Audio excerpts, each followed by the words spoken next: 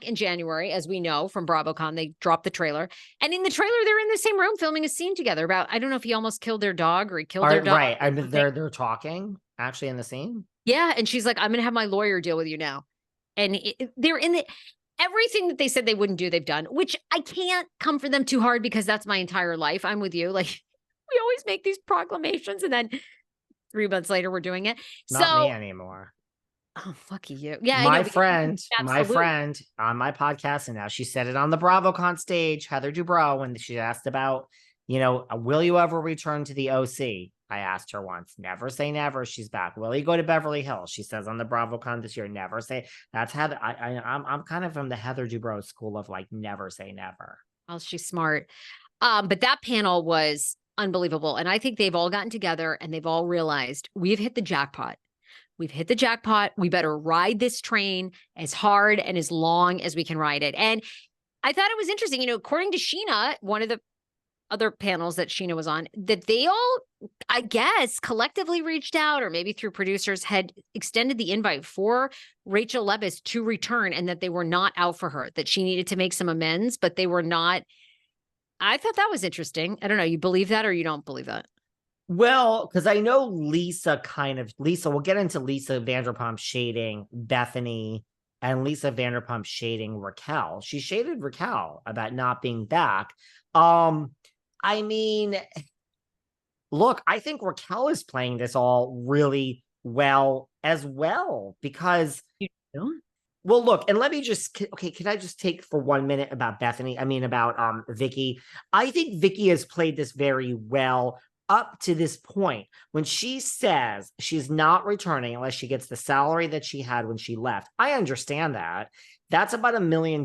So I believe she played it very well up to now. But to me, it's like, what do you really want? Because from where I'm sitting, Vicki's whole life is this. She was in a complete depression. Yeah. I talked to her when she was off the show. I was on her podcast. I gave her counseling on air. She was absolutely depressed. Now she's back. Now, if Vicki is playing a game and she wants as much money as possible, and between her and her new boyfriend and her lawyer, she's going back regardless, I'm okay with this scenario of asking for, the same salary, knowing you're going to take whatever they give you. If she's really not going back unless she gets that, and she's really going to hold out, girl, you're not getting the same salary. So I think, Vicki, my advice is you're not getting the $1 million or the $900,000 you had. So you're playing it well. But if you really want to go back, because you're not going to get that. And I just want to say, is Vicki playing a game and she's a great businesswoman, a great negotiator?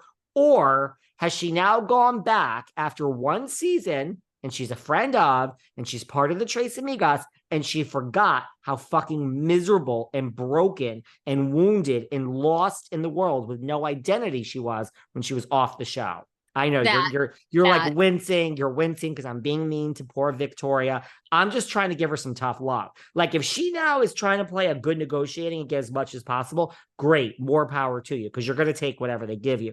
But if you really now think that you're the linchpin that fucking saved last season of RHOC and you're that important, girl, be careful, because when you were off the show, you were so wounded and miserable and had no identity. And that's okay, I guess. But just be careful, Vicki. That's my advice. What do you want to say? No, I think that was great advice. I mean, I think Vicki knows, like, I think Vicki's all in for the fame and loves it. And I mean, look, they were treated like absolute stars. I mean, people were yelling, screaming. They were staying at the Four Seasons. I mean, the suite parties. I mean, I seem to run into all the house husbands again, because I just didn't want to wait in the lines to meet the most of the women. I saw Erica again. She was very sweet. Jeff Lewis, as I mentioned, Louis, and Louis was there with his guy friends who were hammered. And they were like, do you know where Teresa is? But I had an NBC Universal ad sales badge on. So I think that's why they thought, I was like, I don't, guys. But anyway, Louis was very sweet. Look, they're absolute stars and they were fawned all over all weekend. I don't see who wouldn't want it. I really don't see. I think they're all loving it. The Bravos, they were all, just rolling out the red carpet. And I mean, you just had great from Jerry O'Connell. I mean, Mike Rappaport, Rachel Lindsay. I mean, so many people hosted these panels. I mean, they brought back Jenny Poulos. I mean, they just have, I think anyone would want to be a part of that fame. It's pretty amazing. Do you believe, though, to your point, that they all got together and it's a cast collective? Like, I mean, what is everyone, including Tom and including Ariana? Yeah. Oh, I think 100%. I mean, I think, you think that Ariana was in on it too and just said, like, we're not coming for you, just come back? Wouldn't you, if you had made $2 million in endorsements, would you really fucking care? I mean, I would literally say all the time. I mean, people, if you really look, people say things about me all day, horrible things that are not true. I truly, from the bottom of my heart, I'm bent in knees. When I say I don't care, does it seem like I care? So yeah, no, I have no emotions. I only see dollars and I only focus on business.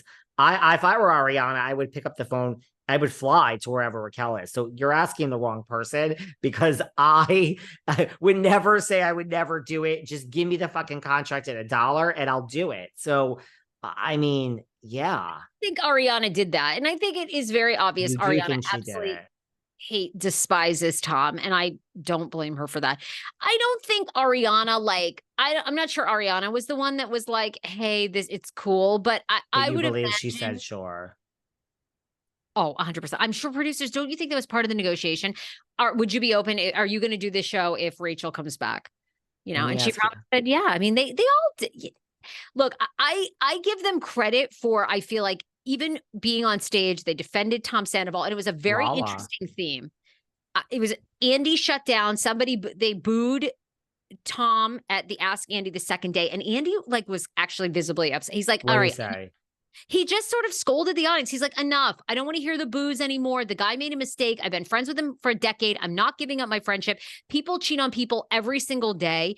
Somebody came up and said, why is it that you have criminals on shows? Shannon Bedore. I mean, people fawned over Shannon Bedore. Did she make a mistake? Yeah. But I mean, you and I have talked about this. I know how you feel about DUI. Yeah. I mean, it's very serious. People, but you wouldn't. What did they say though? Why do you have Teresa? You have Teresa. You have Shannon Bedore. You have whatever you think of Erica. A lot of people think Erica's a criminal. Even though she hasn't been tried or charged or anything. So what did Andy? So what was the question? Why do you have these people on your show? The question was, why, Andy, do you feel that these criminals or former criminals on your show get so much love, but Tom Sandoval is demonized when, people cheat on people? And the woman turns to the audience and she